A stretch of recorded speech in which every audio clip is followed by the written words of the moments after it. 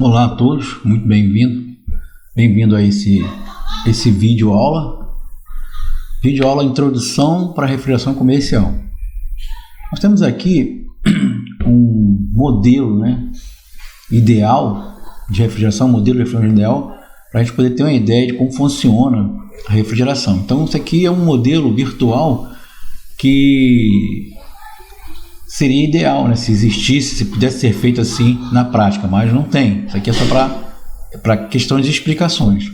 Nós temos aqui do lado direito, ou essa esfera, que seria um tanque de pressão, que representa o condensador no sistema de refrigeração. E ele está na temperatura de 27 graus ambiente, 27 graus positivo, e uma pressão de 7 bar. E 7 bar representa mais ou menos 102 a 103 PSI. Cada bar vale 14,7 PSI. Então digamos que a gente tem aqui 102 bar nesse tanque aqui de pressão e 27 graus. Tá? Esse seria o tanque do condensador. E esse tanque do lado esquerdo representa o evaporador. Ele está a menos 26 graus de temperatura e uma pressão de 1 bar que equivale a 14,7 PSI. Pressão. O que é PSI, professor? PSI quer dizer Pound Square Inch, que é pressão por libra quadrada. Libra manométrica, Aqui é PSIG. Então pressão por libra quadrada. Manométrica, Então, para você entender o que eu estou falando, você vai no posto de gasolina ali, calibrar o pneu do carro, você coloca lá 20 libras, 30 libras, 30 PSI, 20 PSI, é a mesma coisa. É o que você coloca, é a pressão que você entende, que você conhece, PSI.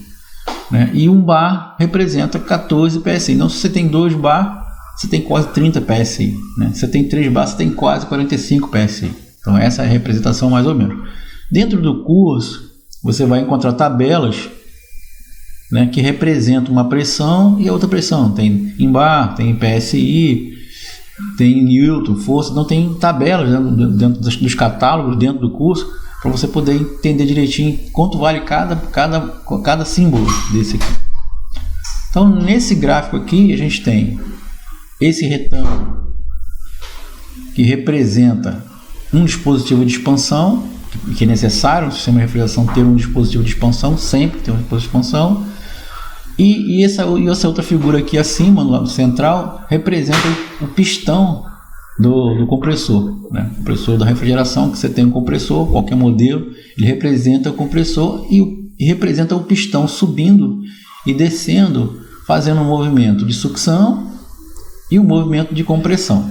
Então vamos começar por aqui, pelo pistão, para você entender como é que funciona a refrigeração, e esse desenho aqui vai evoluir de tal maneira que nós vamos sair daqui e ir para um desenho mais complexo, colocando mais peças e evoluindo até chegar num sistema mais complexo com mais elementos. Isso aqui é o início, então vamos prestar atenção no início, que é importante. Então nós temos aqui o pistão. Quando ele eleva, quando ele sobe, ele empurra uma massa de gás, vapor, para a descarga, a tubulação de descarga do sistema. Então quando ele comprime o vapor, a tendência desse vapor é aquecer. Isso é normal, isso é física. Sempre acontece quando você comprime um vapor, um gás, a tendência dele é esquentar. Por que esquenta, professor? Porque você tem moléculas no vapor, moléculas de vapor. Então quando você comprime, você empurra uma molécula contra a outra. E aí vai ter o quê? Um atrito de moléculas. E quando elas se atritam, elas aquecem, porque elas estão esfregando uma na outra, estão muito juntas. Então a tendência é aquecer.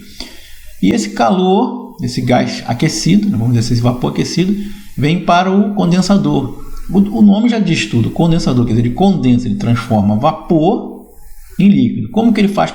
Como ele faz isso? Está vendo essas setas vermelhas saindo do tanque? Está simbolizando que ele está rejeitando o calor. Quer dizer, que o calor que está aqui está sendo rejeitado para o meio ambiente. E quando o calor do gás é rejeitado para o meio ambiente, o vapor vem quente e é rejeitado, naturalmente ele vira líquido. Ele se transforma em líquido dentro daquele vaso, é um vaso de pressão, quer dizer, um tanque pressurizado. Você não tem um compressor comprimido, então ele está pressurizado. E a pressão, já falei que é 102 PSI nesse exemplo aqui, pressurizado, e ele vai se transformando em líquido, né? E está perdendo calor. Por isso que ele se transforma em líquido, ele perde o calor que ele tem. Aí ele, pela ação da compressão do sistema, obrigatoriamente ele vai ser conduzido por uma tubulação. Até o que? Até aquele dispositivo de expansão que eu havia mencionado. O que é um dispositivo de expansão? É um local onde você tem um estreitamento muito grande da tubulação. Vamos fazer uma ideia do que é esse estreitamento? Por exemplo, digamos que esse tubo aqui fosse de 9 milímetros, que é 3/8. Aqui seria 1 milímetro. Então você está passando de um diâmetro de 9 milímetros para um diâmetro de 1 milímetro. Quer dizer, tudo que vem, tudo que está aqui dentro desse tanque, está sendo comprimido nessa direção, vindo nessa tubulação, e ele tem que passar por um local muito apertado. Isso causa o quê? Isso causa um congestionamento, isso causa uma retenção muito grande. A velocidade do que vinha o gás para cá diminui bastante. E ele, ao passar pelo esse orifício de expansão, ele é de certa forma injetado aqui para dentro da área do evaporador. Ele já está na área do evaporador. Essa tubulação aqui já representa o evaporador, né? O que é o evaporador? O evaporador é o local que vai receber aquele líquido, né, injetado, e aquele líquido vai perder calor para o ambiente, né? Ele vai perder calor, ele vai trocar calor. Você vê que a seta aqui está ao contrário. Aqui ela está rejeitando o calor, aqui ela está absorvendo o calor do ambiente. Então o calor que tem no ambiente está sendo atraído para o evaporador. Por quê? No evaporador, quando o líquido se transforma em vapor, ele diminui a temperatura. Ao passar aqui no dispositivo de expansão, ele já desce e muito a temperatura. Ah, por quê, pessoal? Só pelo simples fato de passar pelo orifício, ele já vai diminuir a temperatura? Não, também. Por quê? Quando ele vem para essa parte de cá do sistema, ele vai para um lado do sistema que é baixa pressão. Por que baixa pressão? Porque quando o pistão desce aqui, ele puxa, ele faz uma sucção, então ele diminui a pressão desse espaço aqui, né? Ó, quando ele desce, ele empurrou tudo para lá, não tem mais nada. Quando ele volta puxando, então ele baixa a pressão desse local. Ele baixa a pressão desse local, baixa a pressão da tubulação e baixa a pressão do evaporador, bastante. E aí você tem uma retenção aqui, que diminui essa pressão de cá. E além de tudo, o líquido tem que passar num orifício muito apertado. Então, quer dizer, ele tem que baixar a pressão dele. Por que tem que baixar a pressão? Porque é muita coisa vindo e tentando passar num lugar estreito. Pensa você uma porta de um cinema, de um local, de um show, e aí vem aquela multidão e a porta é apertada. Então vai vir muita gente, está vindo muita gente, todo o povo que está dando show vai vindo, mas aí do outro lado da porta vai saindo só 2, 3, quer dizer, vem 50 e sai 2, 3. Então a pressão que tinha diminui bastante ali na porta. É um retentor ali de pressão. Então a pressão cai bastante. Então você tem duas situações. Uma aqui que reduziu muito a pressão do líquido, e aí ele vai diminuir a pressão muito drasticamente, e o outro lá que está baixando a pressão do recipiente. Então, você tem duas características aí que obriga ele a reduzir a pressão. E aí quando o gás é injetado, a tendência dele é voltar a ter a mesma temperatura que ele tinha aqui, uma tendência física, porque se ele foi comprimido, ele ganhou calor e ele rejeitou calor aqui. O que acontece? Ele vai querer receber esse calor de volta. De que maneira? Quando ele se transforma em vapor, ele tende a retornar a forma quente. Então, o que vai acontecer com esse vapor aqui? Esse vapor vai ser mais quente do que esse líquido. Se o líquido está a menos 26, o vapor tende a ser menos 25, menos 24, quer dizer, vai subir a temperatura ao passo que ele vai indo em direção ao compressor, ao pistão, né, ao cilindro. Então essa orquestra aqui é desse jeito.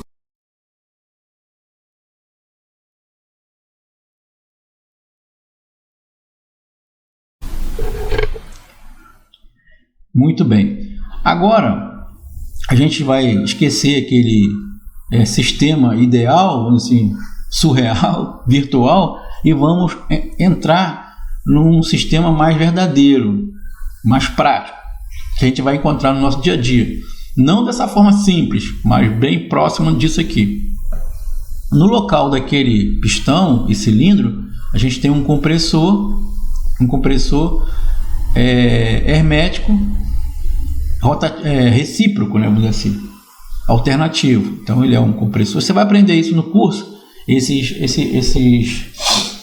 termos todos a gente vai aprender no curso, tá? Então ele é um compressor hermético recíproco alternativo.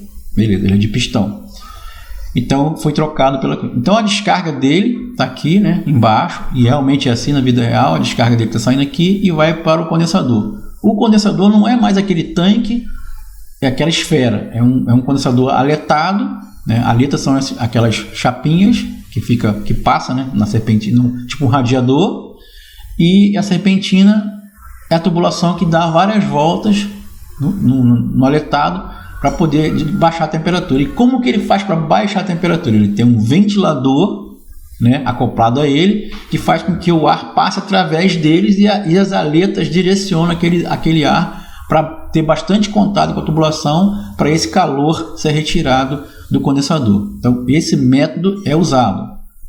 A serpentina fechada com aletazinhas de alumínio, uma do lado da outra, e existe um espaçamento, você vai aprender isso no curso, qual é o espaçamento ideal, e é colocado um ventilador que tem um nome de exaustor para poder tirar o calor do fluido. Então aqui o fluido já entra numa cor vermelha. A cor vermelha representa quente, né, aí na faixa de 60 a 90 graus, e o amarelo representa o morno, né?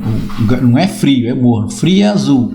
Então isso aí também tem que aprender, né, em mecânica, que as cores dos tubos representam a temperatura do tubo. Então se você olhar para o equipamento, o tubo é vermelho, não põe a mão porque está muito quente. Se ele é amarelo, ele é morno. E se ele é azul, ele é frio. Frio, gelado, o gelado pode agarrar a mão. Então não coloque a mão nunca se o tubo for azul ou se for vermelho. No máximo amarelo, mas não é para colocar a mão em nada, é só para olhar. Então o condensador vai levar o líquido, o gás já na forma líquida, até o dispositivo de expansão. E aqui no dispositivo de expansão a gente tem um famoso tubo capilar.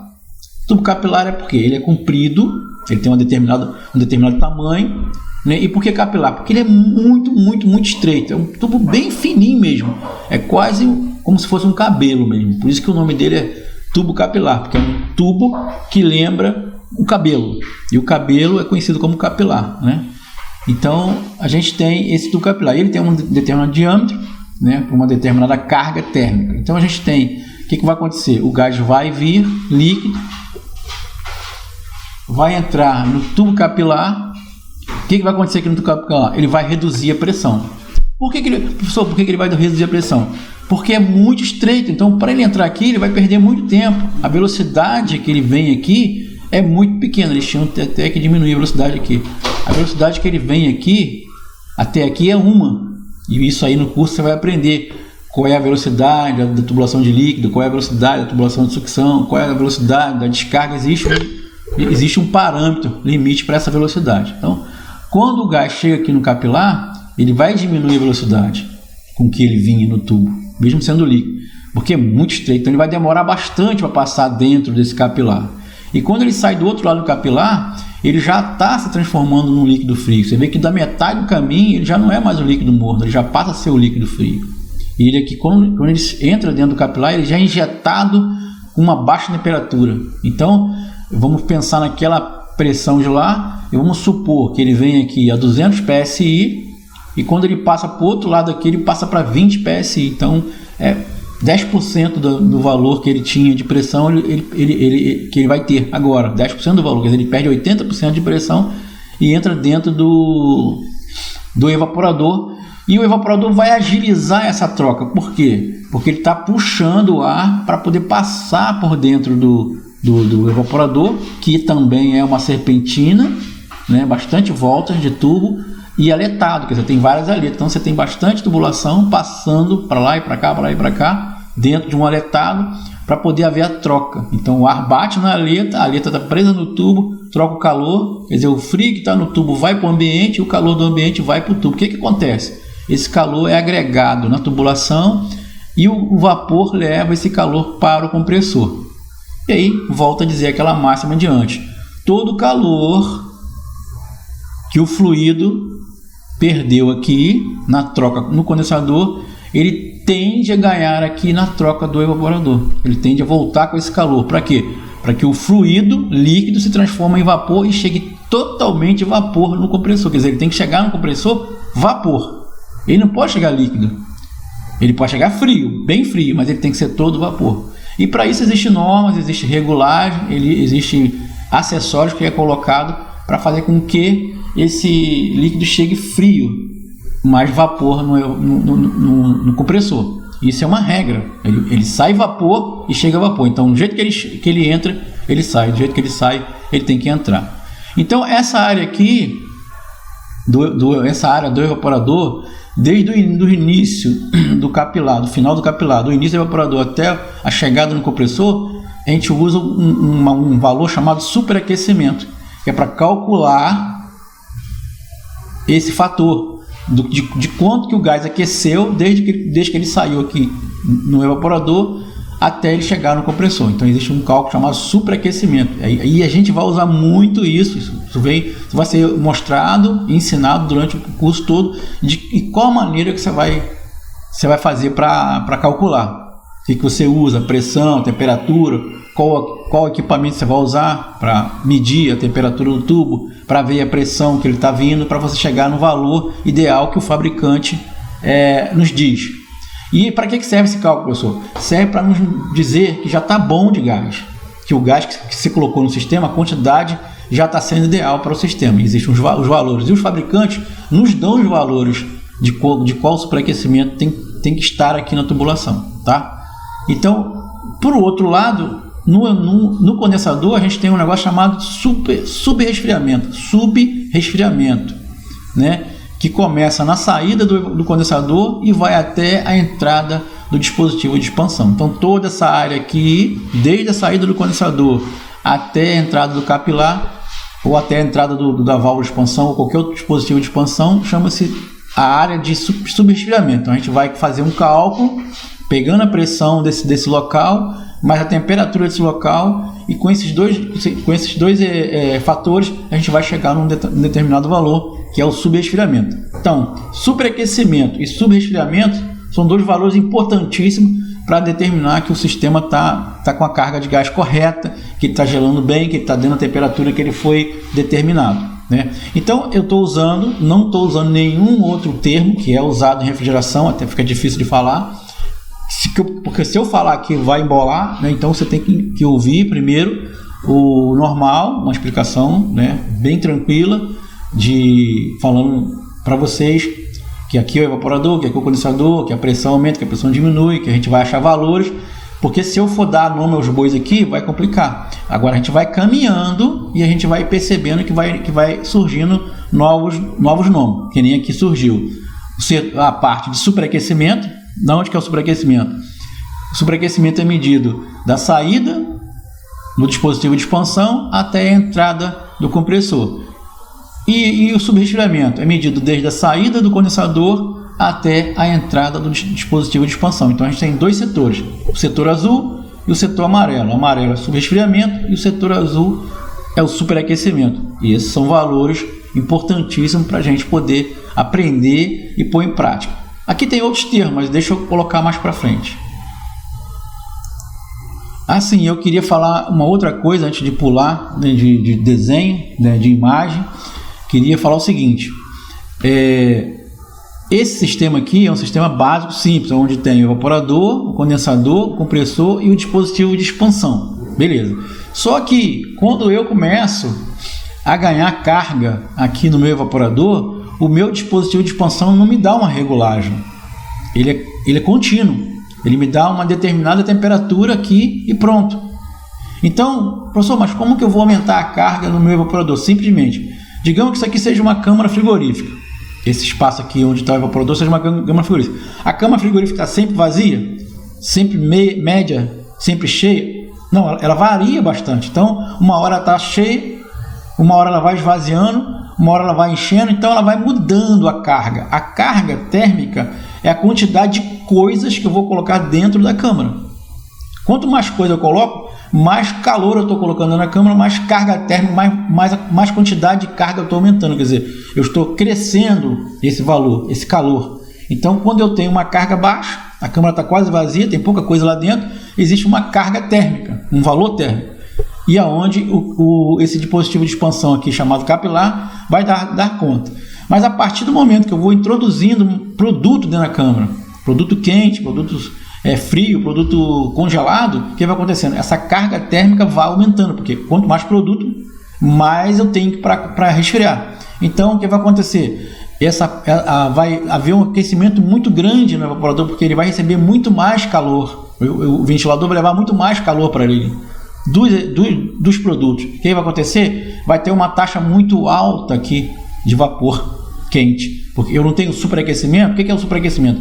Superaquecimento é o aquecimento do gás, do vapor que está dentro do tubo. Então, se ele evapora aqui, digamos, a menos 20, e é um termo que eu vou usar mais para frente, se ele começa aqui a menos 20, ele vai chegar aqui no compressor a menos 5. Vamos dizer que ele perdeu 15 graus aqui. E quem faz ele perder esse grau? É a quantidade de produto. Então, se eu aumento a carga, esse termo eu estou falando, aumenta a carga, o que vai acontecer? Esse vapor vai subir muito, esse superaquecimento vai ser muito alto e vai sair fora da faixa que a unidade foi concebida, que o fabricante pede.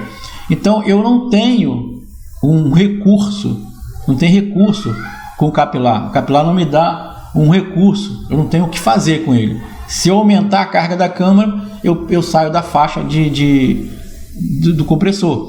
E o compressor tem um negócio chamado envelope de aplicação, que vocês vão aprender no curso. É um envelope, é um desenho que ele dentro que ele trabalha numa faixa temperatural, uma faixa de temperatura baixa, e uma pressão também, trabalha dentro de faixa de pressão, e ele tem que seguir esse envelope, ele tem que trabalhar dentro dessa faixa. Quando você aplica um compressor, ele tem uma faixa de aplicação.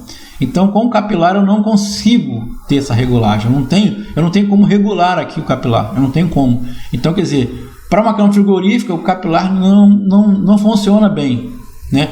Ele pode funcionar bem numa geladeira, que é um compartimento pequeno, e aí o engenheiro já faz um projeto de que aquele compartimento estivesse cheio, né? Então, quando ele está vazio, ele rende bastante. Quando você enche muito, ele vai render o que ele tem que render, que ele foi o projeto. Mas você não lembra que quando você enche a geladeira de coisa, lá enche, bota carne, bota isso, cono, né? Cono, você pode fazer isso. Você enche o congelador, o que acontece? A geladeira para de gelar por um tempo. Você vai lá, gelou. Aí você põe uma cerveja lá, o congelador está cheio. Chega das compras, com tudo da compra, frango, peixe, carne, põe no congelador e põe a cerveja. O que vai acontecer? A cerveja não vai gelar. Porque você aumentou a carga do congelador. Ele vai dar conta, mas não naquela hora, depois. Né? Porque ele é movido a capilar, né? Ele tem um capilar para ser o dispositivo de expansão. Então ele não tem uma regulagem. E é isso que a gente vai falar.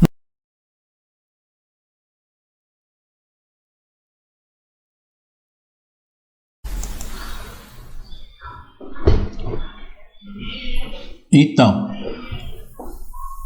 esse novo vídeo já tem um acessório novo, né? Que a gente vai conhecer agora, que é a válvula de expansão termostática.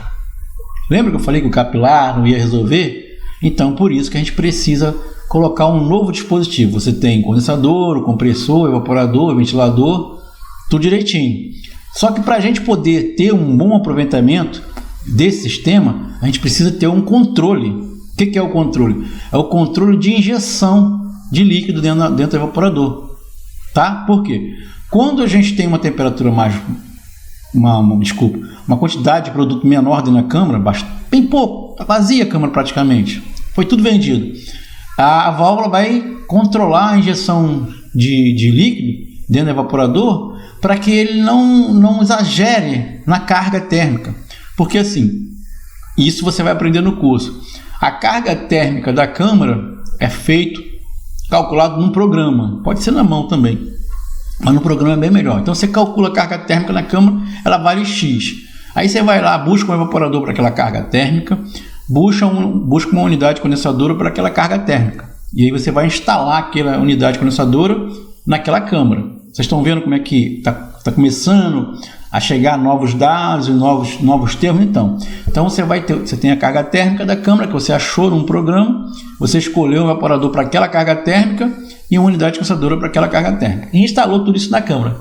E essa carga térmica é variável. Você tem na tabela um valor baixo e um valor alto. Você sabe que ele vai evoluir dentro de um valor, digamos de 1.000 a 2.000, ele vai variar nesse valor, tá? De quilocaloria, que é uma coisa nova também que eu estou falando. Quilocaloria é o valor da carga térmica que você vai usar para achar o valor da câmara. E a válvula de expansão vai justamente fazer isso, ela vai injetar gás líquido de acordo com a necessidade da câmara. Ou seja, quando a carga aumentar, quando a pessoa colocar mais produto dentro da câmara, encher a câmara, o que ela vai fazer? Ela vai ter uma troca maior de calor, certo? O ventilador vai puxar mais calor, porque entrou mais calor dentro da câmara. O que vai acontecer? Isso aqui é um sensor. Ele é ligado na válvula, é um bulbo, é um tubo. Vou te dar uma ideia de tamanho. Ele é um tubo de 5 centímetros por, digamos, 1,5 centímetro de diâmetro, né, 15 milímetros ou menos, uns 12 milímetros. Ele é um tubinho. E é conectado a um tubo capilar, aquele capilar bem fininho mesmo, que vai até a válvula. E em cima da válvula tem um diafragma preso dentro de um elemento. Existe uma cabeça da válvula que chama-se elemento, e dentro do elemento tem um diafragma. E embaixo deste diafragma tem uma mola empurrando o diafragma para cima. E no meio do diafragma tem um eixo. E na ponta do eixo tem uma agulha. E aqui, na entrada da válvula, vai um negócio chamado orifício. Vocês vão conhecer, vão ver o corte dele, como ele é. Ele tem uma tampinha. Então você coloca o orifício aqui, ele encosta na agulha. Conforme entra calor na câmara, colocou produto, o ventilador manda ar quente para o evaporador e a temperatura aqui no bulbo aquece, o que acontece? Aqui dentro do bulbo, por que ele é um tubo soldado? Porque dentro tem um gás.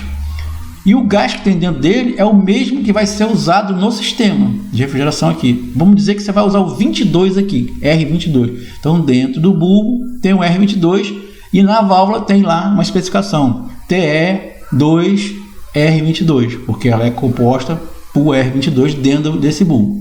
Então, quando ele aquece, ele vai dilatar esse gás que está aqui dentro, esse gás vai aumentar o volume dele, quer dizer, aumentar a massa, não vai aumentar a massa, ele não muda o peso, mas o volume, ele vai preencher mais volume dentro do capilar.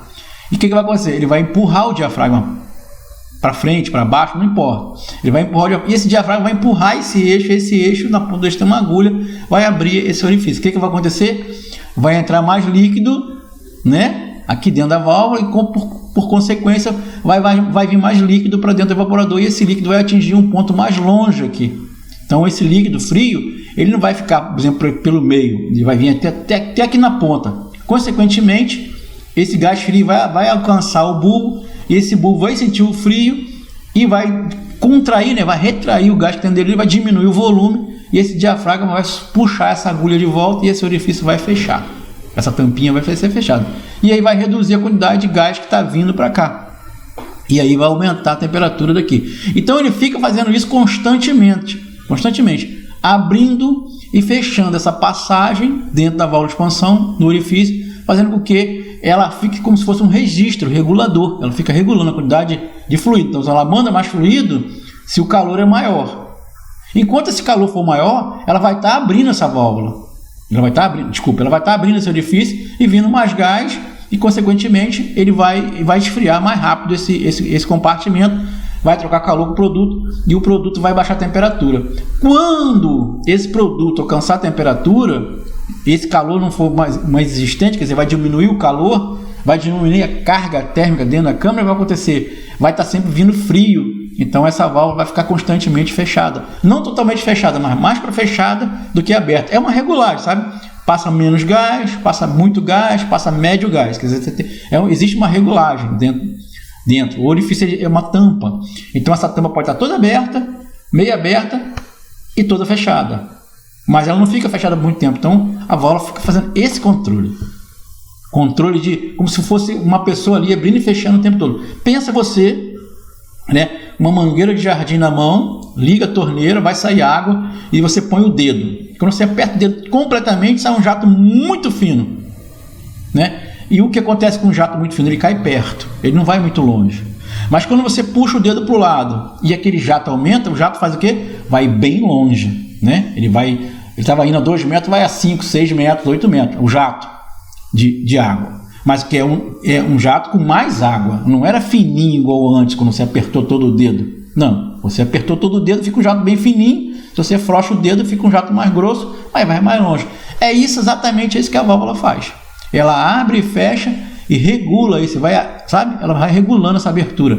Ela abre e fecha conforme a temperatura que vai dando aqui no final do evaporador pelo sensor que é o bulbo.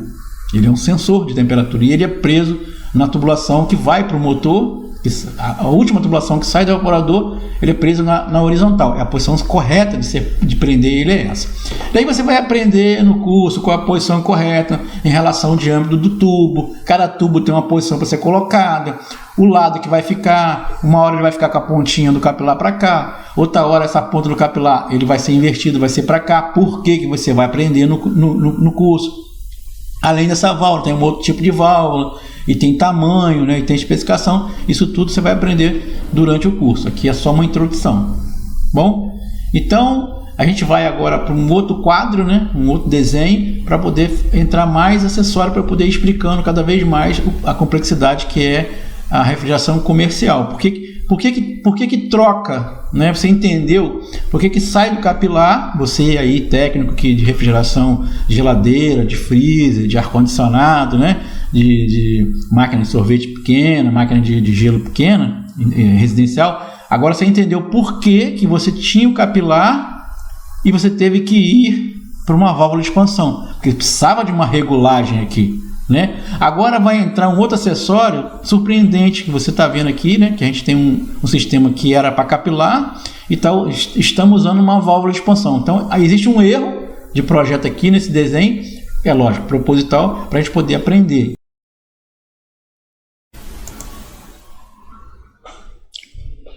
Bom, aqui essa imagem aqui da esquerda é a válvula de expansão termostática real. É desse jeito que você vai comprar. É desse jeito que você vai encontrar ela, desse jeito que quando você olhar para ela, você vai reconhecer. Isso aqui realmente é uma foto, é uma imagem real da válvula de expansão. Então a gente tem aqui o elemento, que é a parte de cima da válvula, a cabeça da válvula, onde está inserido o diafragma. Dentro tem a mola, tem o eixo, né? E aqui nessa parte de baixo vai entrar o orifício, que é uma peça à parte. Essa parte aqui é o capilar, inox, e essa parte aqui, como eu expliquei, esse tubo aqui chama-se bulbo, né? É o bulbo, é o sensor da válvula. Então, a gente tem o sensor da válvula, aqui no desenho, aqui já é o desenho, então o sensor da válvula, e esse risco aqui, não está dando para ver, está escrito fora da filmagem, ela é o sensor, é o parafuso de regulagem e superaquecimento, né? Aí agora que eu vou explicar isso para vocês. Isso aqui é uma tampa, tá? Quando tiver conectado lá na instalação, aqui vai estar conectado no evaporador, que é a saída da válvula, é uma peça de meia, aqui vai uma porca de meia, esse aqui, a flange vai encostar aqui, tem uma porca de meia, aqui a porca de 3/8, aqui vai entrar o orifício. Bom, aqui uma tomada de pressão para fazer equalização da válvula, uma outra coisa que vocês vão aprender mais para frente, inclusive no curso, né? Aqui é uma válvula TE2, aquela que nós vimos lá, e essa que eu estou ensinando aqui é T2. Depois vocês vão aprender no curso o que é T2, o que é T2, o que é T5, T20, T12, T20, T50. Então a gente vai aprender muita coisa a respeito da válvula dentro do curso. Bom, essa válvula aqui ela tem o seguinte, ela tem um orifício, né, que eu já expliquei como é que é, colocado aqui na parte de baixo. Tem a agulha que vai pressionar esse orifício, essa tampa desse orifício. Tem o eixo e tem uma mola que fica embaixo do diafragma, empurrando o diafragma para cima, forçando a agulha subir e fechar o orifício, a passagem do gás. Isso aqui é um parafuso, então se você rodar ele para a direita, ele entra e dá pressão nessa mola. Se você rodar ele para a esquerda, ele sai e tira a pressão da mola. Então isso é um parafuso de regulagem de superaquecimento, a gente chama. Parafuso de regulagem de superaquecimento. Tá? Esse aqui faz o superaquecimento aumentar ou diminuir. Porque a válvula já faz. Quando você coloca o orifício na válvula, ele tem um determinado diâmetro. Existem 8 orifícios. O 0x, o 00, o 1, o 2, o 3, o 4, o 5 e o 6. São 8. 8 orifícios para essa válvula. Então você escolhe o orifício de acordo com a carga térmica que a câmara vai ter, que a câmara tem. O orifício é baseado na carga térmica e na temperatura que você vai ter dentro da câmara. É assim que é escolhido o orifício. Então ele já tem um superaquecimento. A válvula já vem de fábrica regulada para um determinado superaquecimento de 6 a 7 K. E vocês vão aprender o que é esse K, o que vale esse K, né? Então, se você mexer no parafuso, você dentro dessa regulagem você vai estar aumentando ou diminuindo o superaquecimento. Como que aumenta o superaquecimento? O gás vai evaporar numa temperatura mais baixa e vai chegar na metade do evaporador. O que acontece se você abre esse parafuso? Ele vai diminuir o superaquecimento, esse gás vai chegar até o final do evaporador e a temperatura vai ser mais fria. Desse jeito que se faz a regulagem do superaquecimento. Isso aí vai ter muito ainda no curso e vocês vão aprender como que regula, para que lado que regula, qual o valor. Vai aprender a chegar nesse valor e tudo mais. Aqui é só um apanhado, né? Passei pela válvula para você saber como é que regula ela. Já dá para você regular uma válvula. Fechou, apertou para a direita, aumenta o superaquecimento, baixa a temperatura de evaporação e aumenta o superaquecimento. Abriu, aumenta a temperatura de evaporação, baixa o superaquecimento e diminui a temperatura na sucção, tá? Então vamos lá para o outro.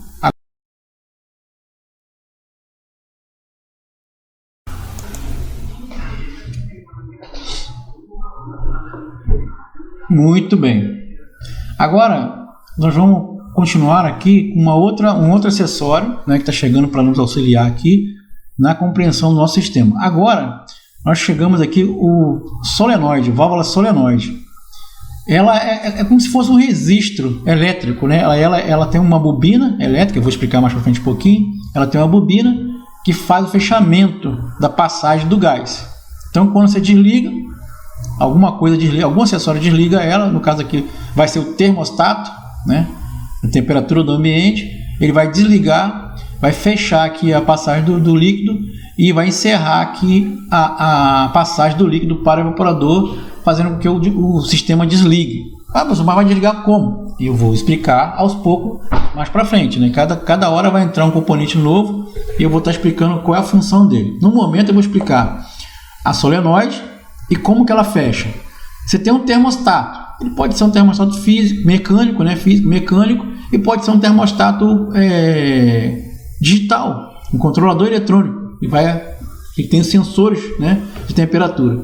No caso aqui, o sensor desse aqui é analógico, é um sensor que usa um bulbo, né, que usa um capilar, e ele sente a temperatura, talvez do evaporador, ou talvez do ambiente, e quando esse ambiente chegar na temperatura ideal de corte, que a gente chama de set point, do equipamento, né? Seria o set point da câmara frigorífica. O que vai acontecer? Esse termostato vai desligar os pontos dele de contato, vai abrir os contatos dele, fazendo o quê? Com que a tensão que seguia, a tensão elétrica que seguia até a bobina do solenoide cesse. O que vai acontecer? A solenoide, não tendo mais a bobina para imantar o seu núcleo, ela acaba fechando o fluxo de gás, e aí o que vai acontecer? Não vai passar gás por ela, o compressor vai succionar esse gás para dentro dele, e um dispositivo que eu vou falar daqui a pouco vai fazer com que o sistema desligue, tá? Então a gente vai ver aqui mais para frente agora como funciona o termostato e como funciona essa válvula solenoide. São termostatos da marca Danfoss, né? Eles têm dois modelos, esse que é para o capilar e bulbo, é preso em algum local, fixado em algum local, e esse aqui é para o bulbo ambiente. Então ele sente a temperatura do ambiente e vai desligar o equipamento. Então ele tem um botão de ajuste, né? Um botão de reset, e ele tem sem e com reset, tá? Não é muita coisa, mas ele tem uma regulagem que você pode dar a ele, porque você tem que ter um diferencial. Vamos pensar, esse aqui você tem ajuste diferencial, você pode regular o diferencial. Vamos supor, ele desliga em 10 graus, menos 10, aí você põe um valor aqui no diferencial, vamos supor 5 PSI, vamos supor. Então ele vai desligar 5 PSI, 5 graus. O que vai acontecer? Ele vai desligar em 10 graus e vai retornar em 5 graus. Você põe um diferencial, você pegou aqui, mexeu aqui no botãozinho dele e colocou ele para um diferencial. Aqui você coloca a temperatura de design. Então você vai mexendo aqui, ele vai caminhando na tabela aqui de graus. Então 10 graus, menos 10 graus, vai ficar ali. Quando chegar em menos 10, ele vai desligar. E esse botão aqui você vai resetar aqui para colocar na posição que você quer de diferencial. Então você vai colocar, vamos por 5 graus. Aí vai desligar em 10 graus, menos 10 graus, desligou. Aí a temperatura vai subir, menos 10, menos 9, isso é subir, menos 8, menos 7, menos 6, menos 5. Quanto tem de 5 a 5? 5. De 10 a 5, 5. Então ele vai ligar de volta. Então ele vai acionar aquela solenoide vai abrir, o gás vai passar pelo evaporador, a pressão de sucção vai restaurar e uma peça que eu vou explicar para vocês agora, um acessório que tem no sistema, vai fazer o motor funcionar de novo, tá?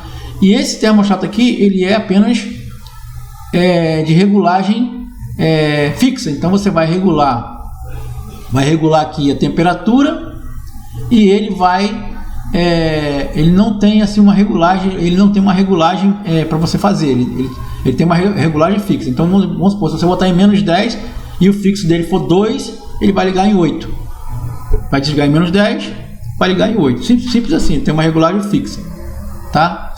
Então vamos lá, aqui não é muita coisa, é um termostato, né? Um interruptor, liga e desliga, não tem muito mistério. Também não é mais usado, só estou mostrando porque faz parte do material didático, tá? E aí, o funcionamento dele basicamente é isso aqui. Ele tem você coloca a entrada de tensão, né? Por exemplo, aqui no número 1, você entra com a tensão aqui, ele vai até o contato fixo, né? O contato comum dele, e vai passar para 4 se a temperatura estiver alta, vai passar para 2 se a temperatura estiver baixa. Quando ele está a temperatura alta, ele dá condições do compressor funcionar. Então ele está ligado entre 4 e 1, tá vendo? Tem um M aqui de motor, então ele vai estar entre 4 e 1 e vai estar ligado. Temperatura baixou, ele desliga, vai para 2, 2 é uma lâmpada para avisar que, por exemplo, desligou, que chegou na temperatura. Então ele funciona assim. E esse aqui é o fole que tem dentro dele. Tem um fole e ele tem um gás de trabalho dentro dele. É um gás misto, vamos dizer assim. Então quando essa temperatura baixa, esse fole retrai e faz a separação dos contatos. E esse contato aqui é universal, serve para termostato, serve para muitas outras coisas na Danfoss, tá? O 4 e 1 é o normalmente fechado e o 4 e 2 é o normalmente aberto. Bom, e aqui a gente tem a válvula solenoide. No curso vocês vão ver um vídeo do camarada desmontando a válvula, tirando todos os componentes, mostrando ela toda aberta, como montar de volta, mostrando o líquido passando por dentro dela, a parte elétrica. Quer dizer, bem, no curso tem todas essas explicações mais generalizadas do que aqui. Aqui eu só estou mostrando a peça como é. Então ela tem uma seta nela, onde o líquido passa por aqui e sai do outro lado. E essa seta indicando a direção do gás, você não pode botar ao contrário. E essa bobina elétrica, ela imanta aqui. Você ligou, ela liga, ela imanta, ela cria um ímã magnético, né, eletromagnético, que puxa esse núcleo para cima, feito máquina de lavar, feito válvula de água de máquina de lavar. Ele puxa o núcleo para cima, abre uma passagem e o gás passa. Simples assim. Aí a gente tem dois modelos de válvulas, só estou explicando, que pode ser normalmente fechada e normalmente aberta. Ela pode ser uma válvula que ela já vem de fábrica fechada e ela só abre quando você energiza ela, e tem a outra que vem aberta de fábrica e ela passa quando ela está desligada e ela fecha quando ela energiza. Então você tem dois tipos de válvula, normalmente aberta e normalmente fechada. São os dois modelos que tem, mas o normalmente usado é o normalmente fechado, aquela que já vem fechada de fábrica, que o gás não passa quando ela não tem energia. Então ela fica fechada, quando você liga e imanta, aí ela passa energia, aí ela fecha. A vantagem da normalmente aberta é que você só vai energizar ela em alguns momentos.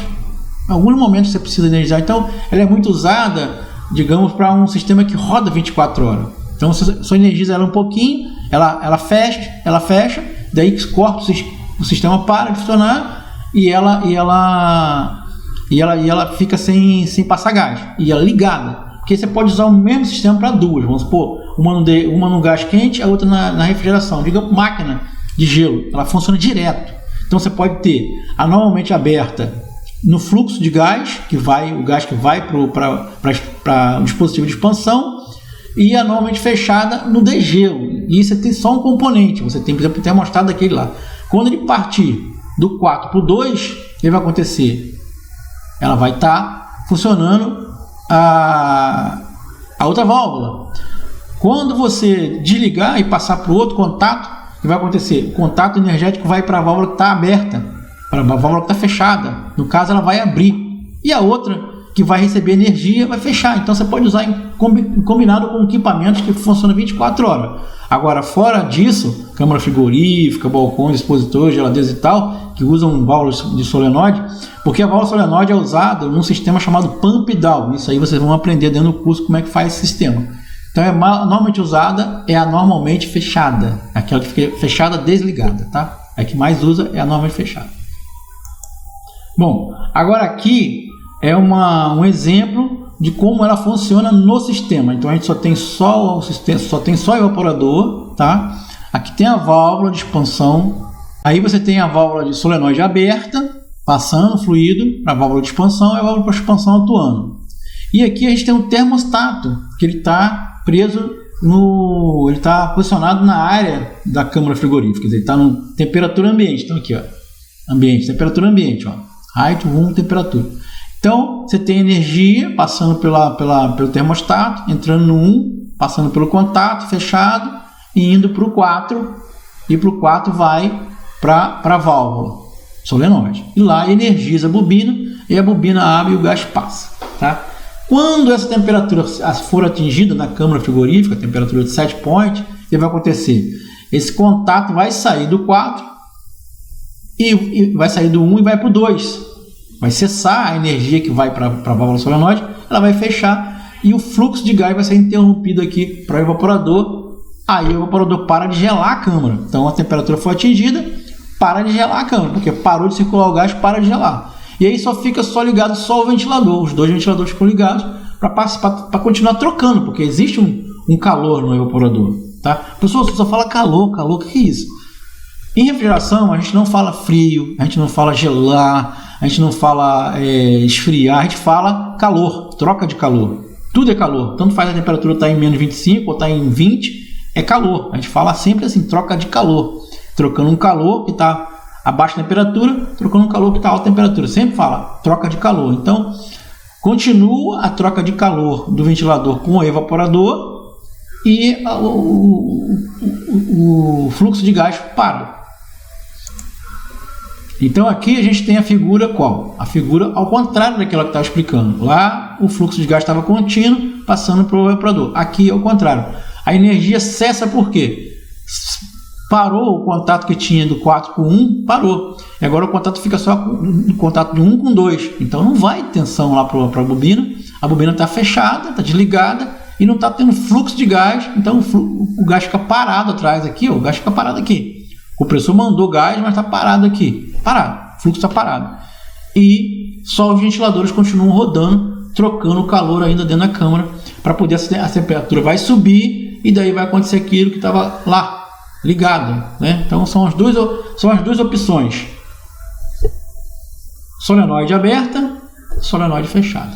Solenoide fechada, não passa fluxo de gás, não troca calor no evaporador. Solenoide aberta, passa o fluxo de gás.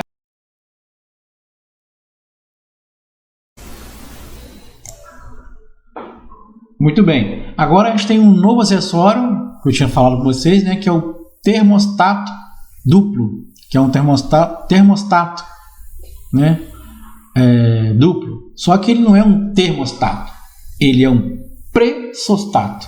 Quer dizer, ele é um termostato que virou um pressostato. Né? Porque assim, professor, pressão e temperatura andam juntos? Sim, andam juntos. Então, se você tem um lado de baixo, ele tem baixa pressão. Então, o que abastece o pressostato? É baixa pressão. Você tem um lado de alta, é alta pressão. O que abastece o pressostato? É o lado de alta. Então, o pressostato de alta, de um lado, do pressostato, por isso que é duplo. Um lado é o pressostato de alta, do outro lado é o pressostato de baixo. Não deixa de ser um termostato, porque aqui a temperatura é baixa e do lado de cá a temperatura é alta. Porém, ele não usa um sensor de temperatura. Ele não é usado como sensor de temperatura. Ele é usado como sensor de pressão. Aqui no caso do termostato, ele tem a mesma coisa, o Foley, né, o gás dentro do sistema, mas aqui é um gás preso, você tem um gás preso dentro do sistema. Então esse gás vai diminuir e aumentar a densidade dele. No caso do pressostato, não, ele vai receber a pressão que tem dentro do sistema. Então se a pressão acabar toda aqui, ele não vai ter pressão nenhuma lá dentro. Ele vai desligar, né? Se a pressão que tem aqui no lado de alta dobrar de tamanho, aumentar a pressão, ele vai também desligar, porque ele vai ser regulado para cada pressão. Então você tem uma pressão aqui de baixo e tem uma pressão de alta. Então você vem aqui no pressostato, você regula ele para uma determinada pressão de baixo, certo? Pouquíssima pressão. Daí quando a solenoide fecha, o que vai acontecer? Vai faltar fluido nessa parte de baixa pressão, vai cair a pressão aqui, o pressostato vai desarmar. E ele desarmando, ele faz o quê? Desliga o compressor. E o compressor para. E daí só fica rodando só o ventilador aqui do evaporador. E o ventilador aqui do condensador para também. Quando para o compressor, para o ventilador. Então toda a parte de condensação está parada. E a solenoide está fechada e o gás está parado. Só está funcionando só o ventilador para trocar o calor dentro da câmara. E o calor que ainda existe no evaporador. Que existe um calor remanescente, né? Calor latente, calor remanescente, isso, aquilo, essas coisas é do curso de refrigeração, mas é da parte de refrigeração básica. Quem aprende refrigeração básica, aprende essa parte. Calor sensível, calor latente, né? Aí no caso eu estou falando calor remanescente, que é um calor que ainda ficou ainda no evaporador, isso tudo você aprende na refrigeração básica. Mas é assim, então quando você baixa a pressão, então vamos pensar aqui, vamos analisar aqui como é que funciona a coisa. O termostato sentiu a temperatura baixa da câmara, correto? Temperatura baixa, o que vai acontecer? Ele vai desarmar. Vai faltar tensão aqui na bobina. O que vai fazer com a bobina? Vai soltar o núcleo. O que vai acontecer com a válvula? Ela vai fechar. Fechando a válvula, o que acontece? Cai a pressão aqui dentro do evaporador. Caindo a pressão aqui no evaporador, vai cair a pressão aqui aonde? No pressostato de baixo. Vai acontecer? Ele está regulado com uma determinada pressão. Vai acontecer? Ele vai desligar. Ele desligando, vai soltar o contato 4.1. O que vai acontecer? Ele vai desarmar o compressor e vai parar o compressor e essa parte aqui do condensador. Então, pressostato é aquela peça que faltava para poder parar o sistema. Ah, professor, agora eu entendi, né? Porque eu não entendia. Vai fechar a solenoide, vai parar de ter fluxo de gás dentro do evaporador e só por isso o motor vai parar? Não tem lógica. Tá, agora tem a lógica, que é o pressostato, que é o que faltava aqui para fazer essa composição de quem que vai parar o compressor. Então ele para pelo sistema pump down. Isso aí você vai aprender no curso, tá? Muito bem. Esse aqui são os dois modelos, né, de pressostato. É o normal, que é só de baixa, né, ele só atua no lado de baixo. Porém, você tem uma versão igual a ele para atuar no lado de alta. Então ele é um pressostato simples. Ele só tem uma unidade.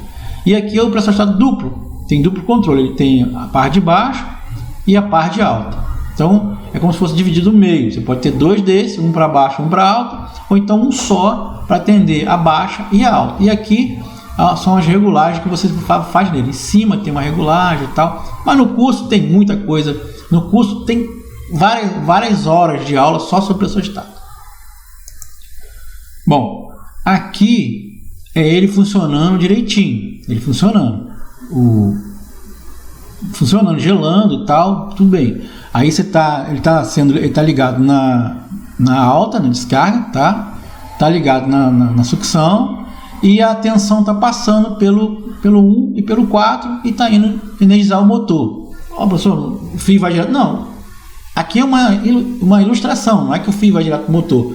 Até pode ir pro motor se o motor tiver a capacidade de amperagem que o pressostato tem. Então, normalmente o pressostato vai até 16 amperes. Se o compressor for single phase, quer dizer, for monofásico, e tiver até 16 amperes, que não é bom que seja, mas menos um pouco, você até pode usar direto, né, ele para ser usado como partida. Mas não é bom porque você tem um centelhamento muito próximo. Você tem pratinado muito próximo. Então não é bom que se houver um centelhamento aqui, ele pode colar. Pode criar uma borra e colar o contato fechado e esse compressor não para de jeito nenhum. Então não é muito bom que você use o pressostato para partidas e parada do compressor. É bom que você use uma chave contatora, um contator, né, uma chave magnética para fazer esse trabalho. Então aqui é ele funcionando normal, gelando, comprimindo né, a fiação está passando pelo 4, saindo no 1, indo para o compressor. Nós vamos te mostrar uma ligação dele parado por baixa pressão e depois parado por alta pressão. Parado pelo lado de baixo e depois parado pelo lado. Aqui está funcionando.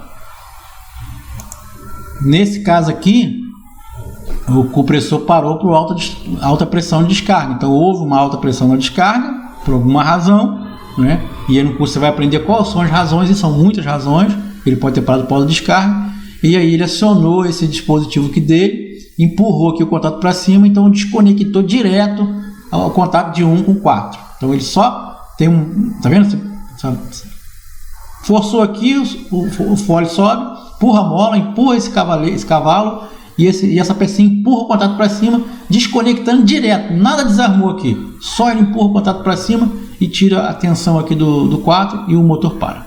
É o que ele faz, porque entrou e tem um desses que tem reset, você pode ir lá resetar isso aqui e aí põe para funcionar, tirou o defeito e resolve. E tem um que é reset automático, daqui um pouco a pressão de alta vai baixar, ele tem um diferencial, é regulado com um diferencial, e quando alcançar aquele diferencial, ele vai voltar a funcionar. E se o problema não foi sanado, ele vai desarmar de novo. Então ele fica armando e desarmando conforme a pressão que tiver aqui atingindo o diferencial. Digamos que ele desligou em 350 e ele tem 100 PSI de diferencial, então em 250 ele vai voltar. Ele parou, a pressão naturalmente vai voltar aos poucos. Daqui 10 minutos, 15 minutos, 1 hora, ele vai voltar e ele vai funcionar. Quando tem reset manual, ele desarma e acabou. Só alguém indo lá e mexendo no reset para ele voltar. É um botãozinho que fica aqui em cima. Nesse não tem. Mas digamos, se tivesse, você iria resetar aqui. Então pode passar um dia, 2, ele não vai voltar. Mesmo que a pressão regule, tudo direitinho. Enfim, não vai voltar, tá?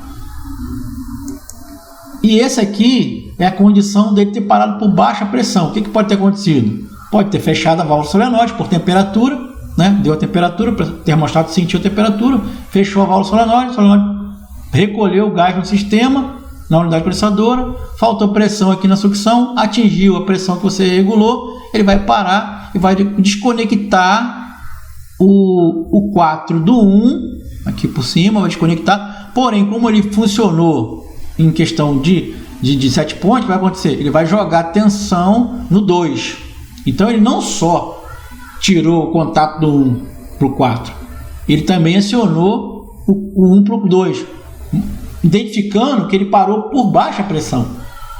Então, se você tem um pressostato duplo e a luz acendeu, é porque ele parou por baixa pressão.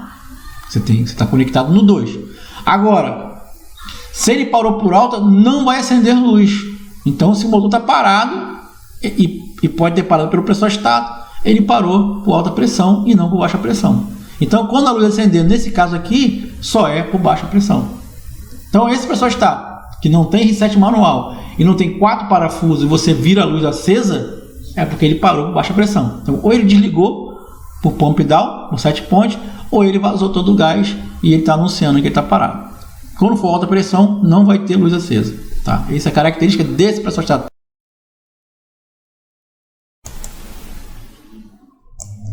Muito bem. Então agora nós vamos para conhecer um outro dispositivo muito bacana que chama separador de óleo, tá? Aí já não tem a ver com controle do sistema, controle de temperatura, fluxo de gás, nem carga térmica, nada. Não tem nada a ver com nada. Esse separador de óleo, ele é instalado no sistema justamente para separar todo o óleo que vai para o sistema e ser devolvido para a sucção do compressor. Porque assim, a sucção é o contato direto com o cárter. Aqui tem um visor onde você vê o nível de óleo. Então, quando você joga o óleo na sucção, naturalmente ele vai cair dentro do cárter. O cárter é todo o corpo do compressor.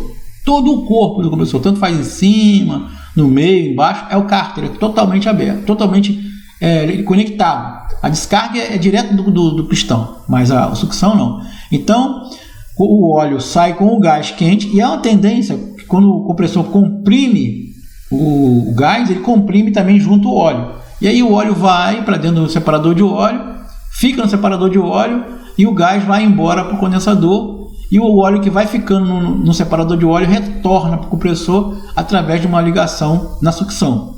Pode ser pela sucção ou também pode ser por uma entrada que alguns compressores têm na lateral do cárter. Tá? Essas duas opções podem serem feitas sem problema nenhum, sem dano nenhum para o compressor. Pode ser pela sucção ou pode ser direto no cárter. Existem as duas opções. Mais à frente eu vou mostrar como que é o separador de óleo. Bom, aqui a gente tem a figura, né, do separador de óleo, é bem isso mesmo.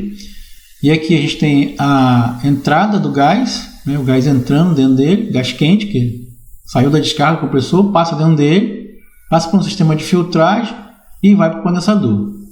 E aqui você tem uma boia flutuante, né, que quando o óleo sobe, vai caindo óleo dentro, vai caindo. Quando chega um determinado nível, o que acontece? Essa boia sobe e abre uma passagem no fundo do separador e esse óleo é jogado no cárter do compressor ou na sucção.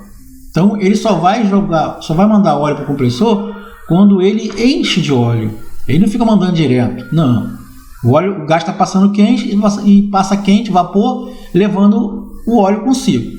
Então, quando essa quantidade de óleo que vai sendo deixado dentro do separador de óleo chega ao nível da boia, aí sim ele empurra a boia para cima e um orifício localizado bem no fundo do separador abre uma agulha e essa agulha deixa passar o óleo quase todo que tem no fundo do separador e vai para o compressor.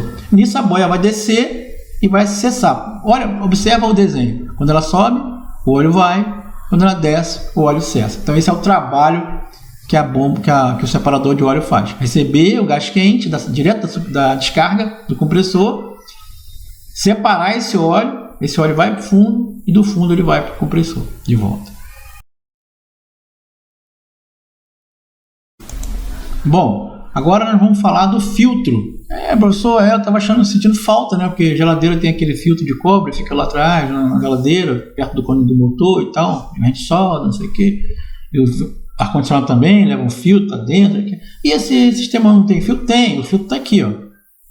Filtro de secagem. E ele é colocado na linha de líquido que vai do tanque até a válvula solenoide, até a válvula de expansão. Quer dizer, ele fica nesse trajeto, né? Para poder filtrar todo esse gás que vem do compressor. Mas por que o filtro não pode ficar na sucção? Pode também ter um filtro na sucção, mas é muito importante que haja um filtro na descarga, quer dizer, que haja um filtro na linha de líquido. É muito importante. Por quê? Porque o atrito mecânico normalmente é gerado dentro do compressor, ele libera algum tipo de sujeira, né? O óleo comprimido junto com o gás passa dentro do separador, passa pela descarga que é muito quente, quer dizer, vai criando algum resíduo ao longo do tempo. E todo esse resíduo passa por dentro do condensador, né? Passa por dentro do tanque de líquido e é retido antes de chegar na válvula de expansão, porque a válvula de expansão é muito delicada, ela tem um orifício, ela tem a passagem da agulha, tem aquela coisa toda, então tem um filtro antes do orifício, né? Antes do orifício existe um filtrozinho, então isso tudo requer que o gás chegue muito limpo ali, o fluido chegue bem limpo, então é necessário que chegue bem limpo, então o filtro fica bem colocado após o tanque de líquido, então após o tanque, mas após mesmo, assim que acabar o tanque, tem uma tubulação pequena e daí já vem o filtro. Aqui é um desenho, né? Então ele pode ficar simbolicamente em qualquer lugar, mas o filtro secador é importante que ele fique depois do tanque de líquido para poder estar retendo. E a posição dele, professor? A posição dele melhor que tem é ele na vertical com a seta para baixo, quer dizer, ele tem um sentido de fluxo. Ele ficando na vertical, né? Bem na vertical com a seta para baixo, ele vai trabalhar bastante, né? Porque na horizontal trabalha, mas não trabalha tanto quanto na vertical. Porque na horizontal o que vai acontecer? Vai entrar fluido, uma parte do líquido vai passar aqui embaixo, assim, ó, por baixo, e vai sair do outro lado. E por cima vai passar vapor. Então é bem provável que toda a área útil da tela do filtro não seja alvejada, entendeu? O líquido, porque é no líquido que tem a sujeira. Então uma parte do filtro vai ser danificada e a outra parte não. Aí você vai ter que ir lá e rodar ele, sabe como é que é? Então não tem lógica. Quer dizer, você vai usar meio filtro, metade da tela. Então ele ficando na vertical, você vai estar usando ele todo. Toda a área do filtro vai ser usada. Bom, não é interessante esse pensamento? Aqui a gente tem uma imagem, né, do filtro real, filtro da Danfoss, né, desse jeito aqui.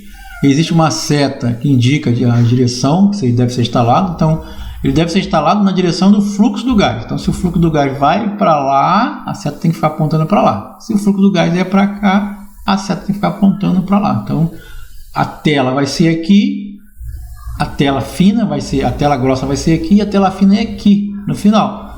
A última tela, a tela mais fina, é bem fininha, né? Então, ele não tem tela dos dois lados. Na maioria dos filtros não tem tela, então você tem que colocar ele no sentido da seta. Eu vou mostrar outro modelo que tem aqui. Então, esse aqui é uma ilustração do filtro, como que ele é. Então, aqui no final dele, tá vendo? Tem uma tela fina, de 2 a 3 angstrom. Angstrom é a medida da tela, uma coisa. Angstrom é abaixo de nano, não tem ideia, acho que é, se não me engano, micro, desculpa. É micro e angstrom.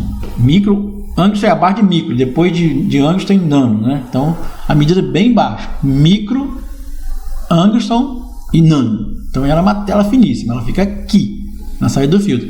E aqui você tem só uma tela grossa onde entra o líquido. Então se você coloca ele na posição horizontal, o que vai acontecer? O líquido vem e vai passar por aqui assim, ó. Então ele só vai usar essa parte aqui do filtro. A outra parte, onde está passando o gás, não vai passar. A sujeira não vai pelo gás, pelo vapor. A sujeira vai dentro do líquido. Bom, agora o que eu quero mostrar para vocês é o visor de líquido, né? É o visor de líquido. Ele mostra no sistema de friação com um vidro, né? Ele tem uma lente de vidro redonda que ele mostra o que está passando lá dentro. E ele é colocado na linha de líquido, justamente para você saber que está passando líquido. Professor, mas para que eu quero saber que está passando líquido? Importante. Você não está fazendo um trabalho onde o líquido é importante. E aí, outra coisa, tem que ser 100% líquido, que tem que vir no tanque de líquido 100% líquido. Então, se você tem um visor de líquido, visor de gás, porque é site gás, né? Visor de vidro, não tem nada a ver, né? Então o que acontece? Ele é um visor de gás para você poder ver o líquido. Então você olha no visor e não está vendo o líquido, é porque está faltando líquido no sistema e o sistema não funciona bem. Então é importante que você tenha. Outra coisa que ele tem no visor é uma bolinha verde. Se aquela bolinha estiver verde, está tudo bem, o gás está seco. Agora se a bolinha estiver amarela, é porque o gás está molhado, está úmido. Aí não pode ter umidade dentro do gás. Então o visor serve para duas coisas. Uma para você ver a condição do gás, se está vapor ou líquido, e para você ver se está úmido ou seco. E por que ele fica depois do filtro? Porque o papel do filtro é filtrar tirar essa impureza do gás líquido, tirar a impureza e tirar a umidade. Então, se vocês instalam um sistema e ele está sequinho, o visor está verde, e daqui a um tempo, uma semana, um mês, você vai lá e o visor está começando a ficar amarelo, isso quer dizer que o filtro está saturado. Você vai ter que trocar esse filtro para um filtro novo, porque o trabalho dele de tirar a umidade do gás não está sendo eficiente. Então, para isso que serve o visor. Então, para você acompanhar a pureza do sistema, acompanhar a umidade do sistema e acompanhar para ver se está passando líquido no sistema. Então, ele tem 3 funções, né? Qual é a pureza do sistema, professor? Porque é tudo branquinho, parece que está passando água. Então, se você vir uma coisa amarela, marrom, preta, está errado. O óleo está sujo, o óleo não pode. O óleo tem que ser limpo, igual água, limpo. Se o óleo está marrom, o visor vai ficar sujo e esse sistema está contaminado. Então, você vai ter que trocar o filtro, trocar o óleo, fazer uma limpeza do sistema. Então, já é outro detalhe, já é para dentro do curso, entendeu? Já é coisa que você vai aprender dentro do curso. Muito bem. Agora vamos falar de uma outra coisa bacana também, que é a válvula esférica. Quer dizer, é uma válvula de fechamento por esfera. A gente chama de GBC, né? É a válvula de esfera. Aqui está a válvula de bola, mas é a válvula de esfera. É uma válvula que você fecha 1/4 de volta, ela já fechou. E você tem presa nela, válvula Schrader, vê? Aqui é a válvula Schrader. Então, professor, para que serve isso aí? Muito bom. Por exemplo, aqui está um exemplo claro. Vamos supor que você queira trocar o filtro do sistema. Trocar o filtro. E não quer fazer nada a não ser parar o sistema. Desligar o disjuntor, só que você vai fazer. E se for um rack, você não vai fazer nada, não vai mexer em nada. Você só vai fechar você vai fechar aqui a GBC, um quarto de volta, ela fecha. Você vai aqui, fecha a outra, ela fecha. Então você isolou esse filtro. O que você vai fazer? Você vai soltar ele ou dissoldar ele, vai rosquear outro filtro novo ou soldar um filtro novo, vai conectar o seu manômetro de baixo aqui na Shirai, vai pegar uma bomba de vácuo, vai dar vácuo só nesse pedacinho. Então você vai dar vácuo só nesse pedacinho aqui, ó, entre as duas válvulas, rápido. Quer dizer, vai ser um vácuo rápido, imediato, pouco tempo. O vacuômetro vai marcar o vácuo necessário para o sistema, e daí você vai desligar a bomba, vai abrir o resistor aqui, vai marcar a pressão do sistema, daí você vai tirar o manômetro daqui, vai abrir o outro, vai botar a tampinha, vai abrir o outro, pronto, o sistema está funcionando, o filtro novo já resolveu o impasse rápido, não precisa perder muito tempo para trocar um filtro. Essa é a cara da válvula esférica, né? Ela é uma válvula que ela tem uma, chama de ball valve em inglês, a gente chama de GBC ou válvula esfera. Aqui dentro você tira, isso aqui é uma tampa, você tira a tampinha, aqui tem um eixozinho retangular, você pega uma chave qualquer, de inglesa, de boca, um alicate, você vira um quarto de volta, você faz só assim, ó, você está aqui, faz assim, ó, um quarto, né? Mas a circunferência tem 4 quartos. Se você vira daqui para cá é metade do giro, se você vira para cá é 3/4 giro. Agora se você gira daqui para cá é um quarto de volta. Você dá um quarto de volta e ela já fechou. É como essas torneiras de inox, tá? De resistor, de pia, de tubulação de caixa d'água, que você vai lá, tem aquela manípula, né? Você virou assim, deu um quarto e já fechou. Ela é desse jeito.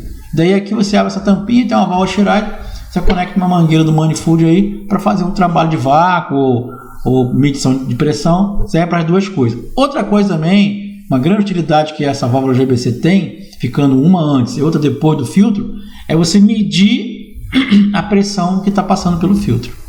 Professor, não entendi. Sim, você vai colocar uma mangueira antes e uma mangueira depois e vai ver a pressão dos dois lados. Ou então mede de um lado, mede do outro. A pressão que tem do lado direito do filtro é a mesma pressão que tem que ter do lado esquerdo do filtro. Por que não pode ser diferente? Porque se for diferente, bem possível que a pressão que está passando pelo filtro está sendo restringida por alguma impureza e a tela do filtro pode estar obstruída. E esse filtro já não está mais servindo, tem que ser trocado. Então, para medir um filtro, você olha no visor para ver se tem umidade, se tem sujeira, não tem nada. Está branquinho, direitinho. Aí você vai medir a pressão que está passando por ele. Então você vai pôr uma mangueira de um lado, mangueira de outro. Se a pressão está igual dos dois lados, esse filtro está bom, não tem problema nenhum. Agora, se a pressão do lado de cá está marcando 110 e a pressão do lado de cá está marcando 105, tem 5 PSI de diferença. Esse filtro está obstruído, não tanto, mas tem bastante obstrução nele e ele precisa ser removido. E aqui, basicamente, a finalização, nós temos a válvula de pressão de evaporação. Então, ela é uma válvula reguladora de pressão de sucção. Aqui está dizendo, ó, pressão, regulador de pressão de evaporador. Então, essa é uma válvula, ela tem um nome, 3 letras, KVR, se não me engano. No curso você vai aprender todas as válvulas. Né? Você vai receber catálogo com as válvulas, para você poder ler lá qual é o tamanho, medida, posição, tudo mais isso aí. Ela é uma válvula que ela regula a pressão que tem dentro do evaporador. Então, se ela está aqui na saída do evaporador, né? É na saída do evaporador, não é lá perto do motor, é na saída do evaporador. Acabou o evaporador, você instala a válvula. E ela tem uma tampa e ela tem uma regulagem. E tem uma Shirai para você medir a pressão que está no evaporador. Então, se você quer uma determinada pressão para o evaporador, você vai usar essa válvula. Aí você vai colocar o manômetro, deixar ela toda aberta e medir a pressão que está. Digamos que essa pressão esteja muito alta. O que você vai fazer? Você vai fechar a válvula e aí vai na pressão, esteja muito baixa, vamos dizer, desculpa o erro. Essa pressão está baixa e você quer uma pressão mais alta no evaporador, não no motor, no evaporador. Você tem uma pressão muito alta de sucção.